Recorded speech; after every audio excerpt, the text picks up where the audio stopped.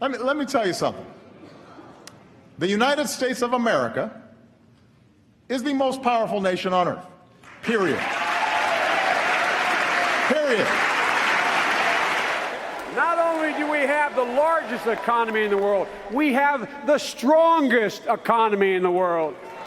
We have the most productive workers in the world. Together, we will make America strong again. We will make America wealthy again.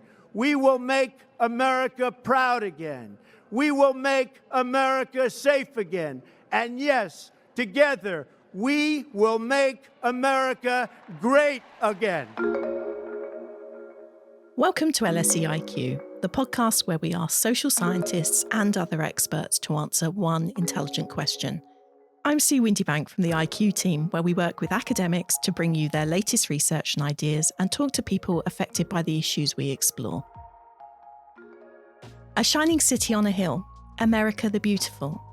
The United States has long been mythologized as the land of dreams and opportunity. And since the fall of the Soviet Union in the 1990s, it has been undisputedly the most powerful nation on Earth. But is it a fading force? The idea of an America in decline has gained traction in recent years and has, of course, been capitalised on by President Trump. Is America's greatness under threat? This episode, we're doing something slightly different and teaming up with the Ballpark, a podcast produced by the LSE Phelan US Centre, which focuses on the politics and policy of the United States. I'm joined by Chris Gilson, managing editor of USAP, the Phelan US Centre's daily blog, who also presents the Ballpark podcast. In this episode, we'll be asking, will the US remain the world superpower? We'll hear what makes the US economy so productive, and what role the US has played in making its geopolitical rival China the huge economic success it is today. And a former advisor to the US government will tell us which nations might rival US power in the future. The United States remains the largest economy in the world. The IMF forecasts that US GDP will hit $28.7 trillion in 2024. China, the world's second largest economy, is some way behind with a predicted GDP of $18.5 trillion. I spoke to Professor John van Reenen, the Ronald Coase Chair in Economics and the Director of the Programme on Innovation and Diffusion at LSE and US Centre affiliate. I asked him what makes the US economy such a success. Well, there's lots. What does make the economy such a success? There's a lot of different factors. One obvious one is just the US is a big country. So the advantage of having a large population and land mass is that you just get the advantage of scale. You know, you have a big demand, local demand for your products and your services. You can scale up to get economies of size. The size of the market can give you more competition, can incentivize businesses to work harder, be more innovative, get better products. So size is one advantage. Now, of course, many countries are big. Think of China, India, Russia even. What makes the US more unique, I think, is that you could just kind of describe it as openness. So the US has put I think correctly, historically, an emphasis on being open to ideas for people from other countries to come. And it's a nation of immigrants, and this has enabled it to attract talented people from all over the world to come and work in the US, whether that's as entrepreneurs or in its universities or as business leaders. So that, I think, is one of the secrets of the US success, is kind of openness to people, but also, openness to new companies. So the ability to set up a new company and compete with some of the incumbents creates this dynamic of competition, sometimes called creative destruction. You can create more firms and destroy some old ideas and older incumbents, but those forces actually are part of its success, enables it to grow more quickly, become more innovative and more productive. You've done work on firms and their productivity. What's the role of US economies in the US's economic success, and what makes them so productive? So US companies are have been successful multinationals around the world. So if we think of, say, in the digital space, if you think of some of the leading tech companies, they are predominantly American. Apple, Google, Microsoft, Nvidia, Facebook. These are all companies which started off in the US but have spread around the world. What makes them so successful, I think, is that, and I should say it's not just in the digital space, it's also in many of the kind of less high tech spaces as well. Think of retail, of Walmart, Costco, and so on, or car companies. So I think that one of the aspects is innovation. So there are these clusters of amazing high-tech innovation in the US, where there's lots of startups and new businesses. Obviously thinking of Silicon Valley, but also in Cambridge, Massachusetts, a big kind of biotech, biopharmaceutical cluster. And these clusters typically are around leading universities, so Stanford and Berkeley in Silicon Valley, or Harvard and MIT in Cambridge, Massachusetts. So that kind of breeds this ecosystem. So you have, top technical people, scientists, together with venture capitalists supplying the finance, together with all the other things you need, like intellectual property lawyers and so on. So that kind of gets the buzz going and attracts people to come there.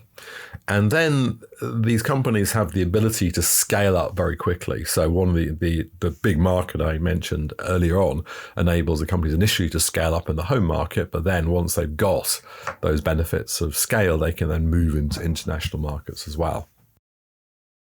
The US's size, openness, and innovation have helped establish it as an economic powerhouse. These factors help give rise to superstar firms such as Google, Facebook, Apple, and Netflix. John explains how these dominate the market, leaving little space for competitors. Many of these new industries are kind of intrinsically what we call winner-take-all type of industries. In other words, it's kind of success builds upon success. So, if you think about search that Google has, people want to, use the best search engine.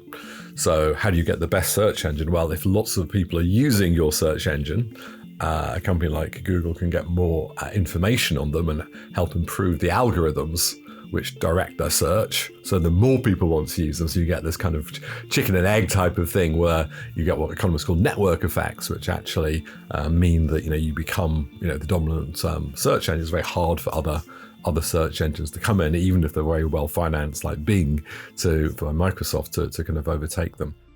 Along with having the world's most dynamic economy, the US also has the most powerful military in the world, and is often referred to by media and academic commentators as the world's policeman. The US took on this role after the Second World War, when it undertook to fight communism and then later terror in the early 2000s. But there have been shifts in US foreign policy suggesting a declining desire to be the world's cop. To get a better understanding of the US's role in maintaining the global order, I spoke to Dr. Ashley Tellis, the Tata Chair for Strategic Affairs and a Senior Fellow at the Carnegie Endowment for International Peace. Dr. Tellis previously served as a senior advisor to the US government. When US forces withdrew from Afghanistan in 2022, President Biden said it was the end of an era of major military operations to remake other countries. What would you say is behind the shift? And what does it actually mean in terms of the US being the world's policeman? I think the exit from Afghanistan was a response to the weariness that the United States felt over a 20-year period with the global war on terrorism. It proved to be an extremely expensive campaign.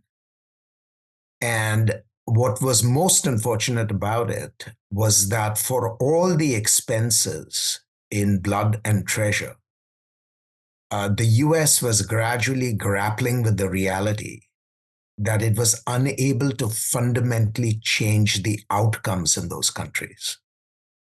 Now, we, of course, succeeded in overthrowing Saddam Hussein in Iraq, and that was a tactical victory.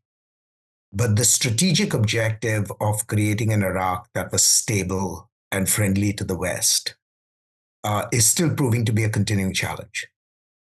In Afghanistan, of course, we overthrew the Taliban regime, but after close to 2 decades of efforts, we've ended with the Taliban regime back in power.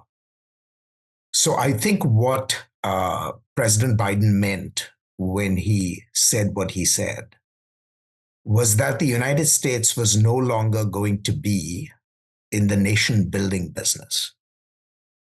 The United States has exited nation building, but it has not exited order maintaining in the international system. And I expect that as a hegemonic power, the US will continue to remain involved in order maintaining. Now, what does that mean in practice? In practice, it means that the United States will pay attention to checkmating aggression by other states, but it will no longer make extraordinary efforts to remake their societies. And that is a very important distinction.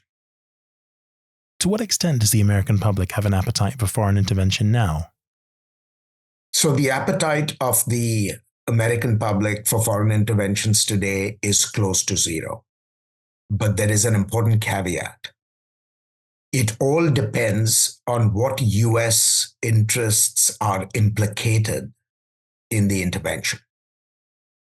If there is a threat to US interests, if there is a threat to US security, I think the United States public will rouse itself and support decisions for intervention.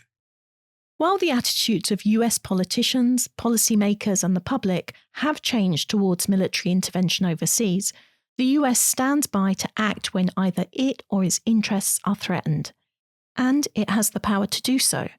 The current global military and economic dominance of the United States remains. But might that change? I asked John Van Reenen what might threaten the US's economic supremacy. So I think that many of these parties, both Donald Trump, but you also see this in many other countries around the world, want to put up barriers which will reduce competition, reduce openness, reduce the spread of ideas, become inward-looking. That's generally bad for both economic developments and also for civil society and democracy. So, China now, in terms of its overall economic size, rivals the US. And, in some sense, it's not necessarily a failing. I mean, it's, the great news of the last 30 years has been the way in which, the growth of China, as it became more open after its reforms under Deng Xiaoping, increased the material well-being of billions of people within China, and increasingly that's happened around the world. India is another example. So the catch-up which has happened is, from a kind of global poverty point of view, a good thing, lifting people out of poverty. But the government of China is now a strategic rival towards the US, and it's a communist dictatorship. It's a kind of capitalist economy, but with a communist polity, and that the Chinese government certainly will not play the pro-democratic role that the US has generally played. China's economic rise in recent decades has been phenomenal, transforming itself into a source of cheap labor and establishing itself as the world's largest exporter of manufactured goods. To get some insights into China's rise and the US's role in it, I spoke to Dr. Elizabeth Ingleson from LSE's Department of International History and a US Centre affiliate, who has just published her book, Made in China, When US-China Interests Converged to Transform Global Trade. She explained the US's role in helping to create the current global dominance of Chinese manufacturing and its own deindustrialization. Even before Deng Xiaoping, Chinese policymakers in the latter years of the Cultural Revolution began to experiment with ways of bringing China's industrial capacity into line with, or in sort of conjunction with, the global capitalist system. And this is during still Mao's rule, right? And so this was a really striking thing that I was beginning to learn about. But as I continued to dig, I also saw that crucial to this convergence, what was happening within China, were also changes happening within the United States. And I wanted to really disaggregate where those changes came from. And they came from US corporations and business people. They came from an increase towards outsourced manufacturing. But the capacity for these corporations and these business people to do that, to turn to offshore manufacturing, to turn to cheap labor overseas, was enabled by legislation and policy coming in particular from Congress, but also from the executive branch, that not only supported but encouraged this movement towards offshore manufacturing. So in Congress, there was a particularly important trade act, the Trade Act of 1974, which introduced incentives for low-cost labor in developing nations to provide nodes of production. And similarly, at the executive level, what was particularly striking were assumptions by US policymakers that they could use trade or use the trade relationship to incentivize and assist larger geopolitical and diplomatic negotiations. So, was the US blindsided by the impact that such extensive trade with China would have on its own domestic industry? So it depends on who within the United States you look at. Policymakers and economists today will often speak in terms of the surprise that they feel of China's economic success, its boom. There's a real sense of how did we get here? And among some policymakers even, how did we let this happen? How could we let this happen? And this is to a degree reflecting a series of larger, I think, political and diplomatic assumptions. The first one is that the United States could have such a large impact or such an essential impact on what happens within China. Because one of the most important things to keep in mind is that China's convergence with global capitalism necessitated a capitalism that changed. But those changes that were happening were not designed to help China. They were designed to help the capitalists within the United States, right? And so when we think about this idea of being blindsided, it's less to do with not having seen the consequences of China's industrialization and more to do with not listening to those who, even in the 1970s, at the time, did see the larger repercussions of assisting China's turn to cheap manufacturing as a key component of its industrialization and development policies. And it's as early as this 1970s period that you have organized labor and workers really protesting and lobbying people in Congress and at the executive level, in fact, and saying that the impact of what you are encouraging may well be a loss and a continued loss of jobs. And this was in a context when textile workers, those in the auto industry, those in the steel industry, were already facing the loss of industrial jobs due to other parts of the world. And so it was this fear that China was entering into that larger dynamic, but because of its size and because of the number of people, that it would be exacerbating an already existing process that was developing. Post-COVID concerns about the disruption of supply chains have grown, and some companies have begun to move manufacturing away from China, a process known as reshoring. Alongside this, national security anxieties have led to President Biden aiming to boost domestic research and the manufacturing of semiconductors in the US through the CHIPS and Science Act. Semiconductors are an essential component for communications, computing, healthcare, military systems, and more. One of the aims of the CHIPS Act is to create jobs domestically. I asked Elizabeth if she thought it would be successful. So it's a really good example of a rhetorical combination of geopolitical interests and domestic worker interests, right?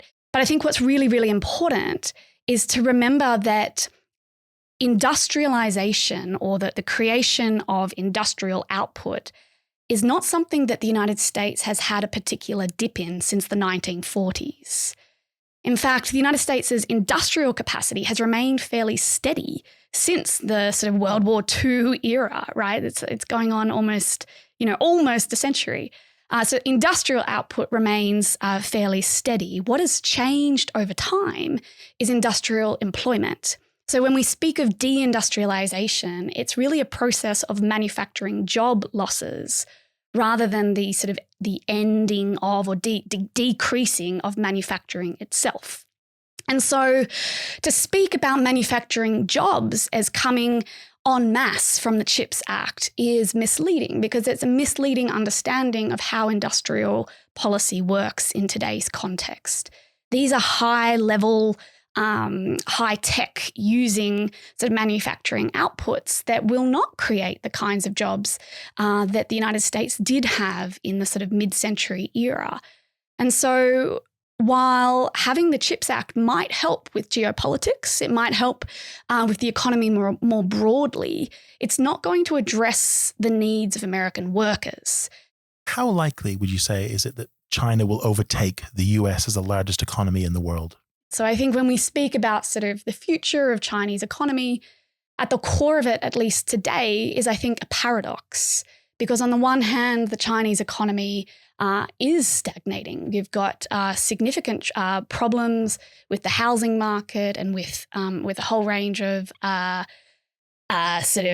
capacity to buy and sell in the property market. But on the other hand, you have a really strong Chinese economy in terms of electric vehicle production, in terms of solar panels and green energy production. And those two things operate together. This is the paradox of the Chinese economy today.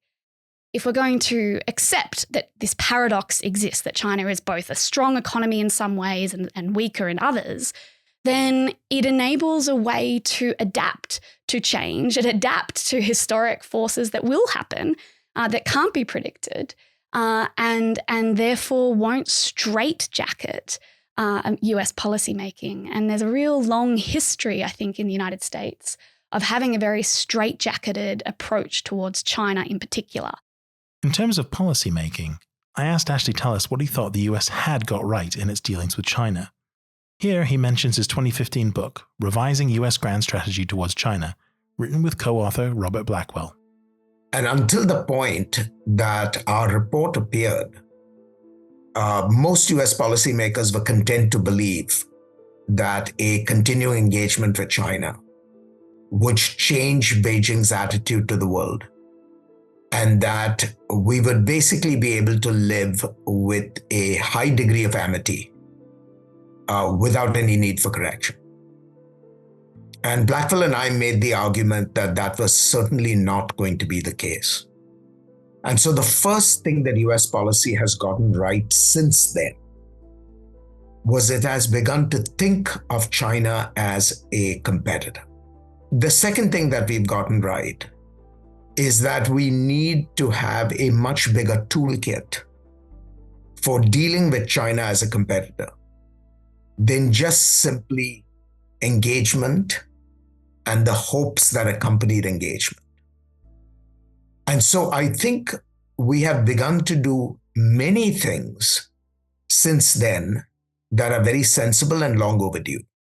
And let me just identify three elements that I think are worth thinking about. The first is the US has now doubled down on investing in protecting its military primacy in the region. And that was necessary because Chinese military modernization has cut into US military advantages and has made our ability to protect our allies in the Indo-Pacific much harder than it once was. And so the US decision to double down on military investments is a very sound one and a correct. Second, the United States has really doubled down on revamping its export controls because it wants to make certain that China simply does not have easy access to cutting-edge strategic and dual-use technologies, which can be used to build up a military machine that will eventually confront us. So I think that's the second thing we've gotten right. And the third thing that we've gotten right is the recognition that the United States cannot simply challenge or confront China alone. It needs partners to do that. And so the United States has now doubled down on intensifying its partnerships with its traditional allies like Japan and Australia in the Indo-Pacific, with new partners such as India, and even with old partners in Europe, like the UK, like France, like Germany, countries that have a stake in the outcomes in Asia. How concerned should the US be about China's relationship with Russia at the moment? I think it should be very concerned, because for reasons that are completely understandable, both the Russians and the Chinese see the United States as their single biggest geopolitical threat. And because they see the United States in common as their single biggest geopolitical threat, their partnership against the United States is going to remain durable, and it is likely to intensify for a long time to come. China can bring resources, and Russia can bring disruptive technologies. And if those two assets are married, the Chinese-Russian alliance can cause the United States a great deal of trouble. It's already doing so, and it could get a lot worse in the future. India has one of the world's fastest growing economies and a large young population. How far does India have to go to become one of the world's superpowers? So India, as you pointed out, has enormous resources, but these resources are at the moment what I would call potential resources. So it has a young labor force. It is beginning to create the foundations for a very aspirational society. It has relatively high rates of saving, and it is increasingly desirous of being connected to the world. It also has a remarkably ingenious service industry, and it is extremely creative when it comes to the use of science and technology for purposes of creating innovative services in the global economy. So the foundations for its geopolitical ascendancy are in place. But I would argue that India still has a long ways to go. India still has to find the magic formula of how to utilize these resources most efficiently in order to increase its rate of growth. Now, India has done quite well in the last 20 or 30 years. It has grown roughly at somewhere between 5 to 6% consistently. And in a few years, it has even exceeded 8% growth.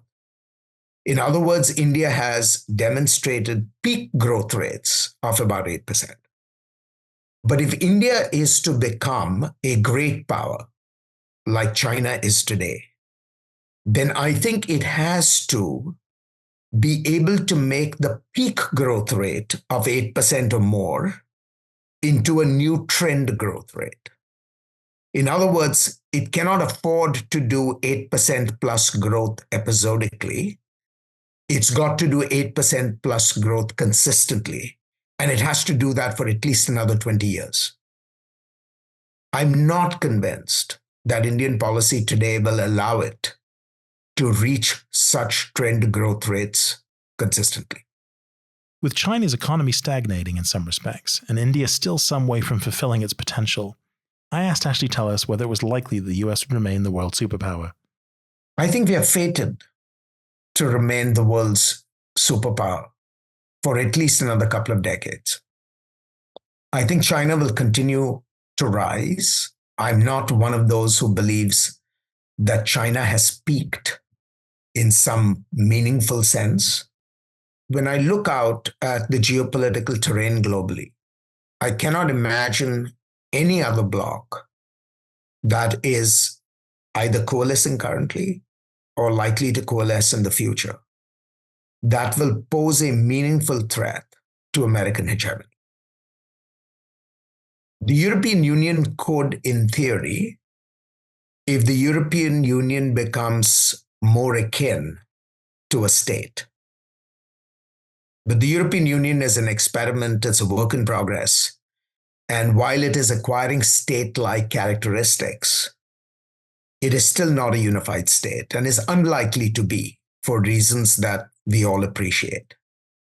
But the more important thing is that the European Union, even if it were to become state-like, would be composed of constituents, most of whom are alliance partners of the United States.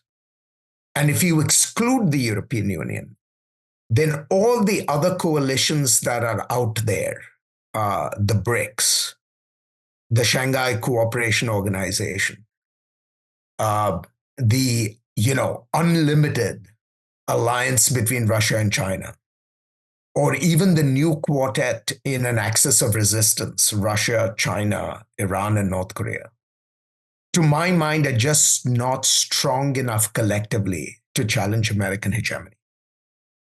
And so the field is open. I think American geopolitical dominance at the core of the global system will be a reality for at least several more decades to come. I asked John Van Reenen the same question. Will the US remain the world's superpower, and does it matter anyway?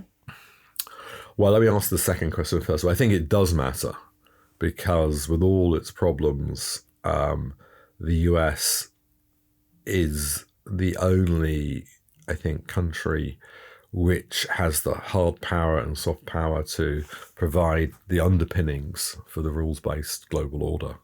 I think it will, and it has, because of all the incredible strengths it has in terms of size, in terms of openness, in terms of competition, in terms of innovation, it will remain a very powerful player. I think if it starts looking inward, becomes very isolationist, this will kind of weaken it economically, certainly politically. And there will be other, unless there's a huge change, I think China will be, a strategic rival, India later. And my fundamental feeling is that without that degree of freedom and democracy that we enjoy in many, many countries, that ultimately is going to be something which hurts China's ability to grow and innovate. But there's counter arguments. In the world of AI, data counts a lot, and China has a lot of data and doesn't care about privacy. So that gives China a big advantage in terms of using big data sets and developing algorithms. So I think we in the West have to think about how we use those resources, and then the data resources we have, in order to, obviously, we have more concerns over privacy, but we have to find ways of protecting people, but also exploiting the data that we have in order to enable us to compete in these new technologies of the future. For John, the rivalry between the US and China will be partly characterized by the ability to innovate and attitudes towards the use of personal data. But for historian Elizabeth Ingleson, given the importance of another global challenge, it might be time to move on from ideas of competition and supremacy. The more I've been thinking that I think it's actually the wrong question to be asking in today's context, because it's not, we're living in a world where the rise and fall of great powers has always been at the forefront of some policymakers, throughout history, right? Like, how can we maintain our dominance in the world? But we're living in today's context in a world in which the biggest challenge that we all face is a climate crisis. And I actually think that the biggest question, therefore, we need to consider is not who is going to be the world's superpower, but how do we respond to the climate crisis? Because that is fundamentally changing, I think, the nature of global order in ways that we're not keeping up with, in ways that are going to necessitate a new vocabulary. They're going to necessitate a new understanding of international order, a new understanding of what geopolitics looks like. And so to ask which country is going to be the next superpower is a very sort of 19th century and 20th century question. I think the question for the 21st century needs to be very different. It needs to be, how do we collectively deal with the biggest threat, the biggest existential threat that we as human beings face? And that is not about which country is the superpower. It's much bigger than that. This episode was produced by me, Sue Windebank, and Chris Gilson, and edited by Anderson Tan. If you'd like to find out more about the research in this episode, head to the show notes. And if you enjoy IQ, please leave us a review. And don't forget to check out the Phelan US Centre's podcast, The Ballpark. We're taking a break for the summer, but we'll be back in September with a new season of LSE IQ.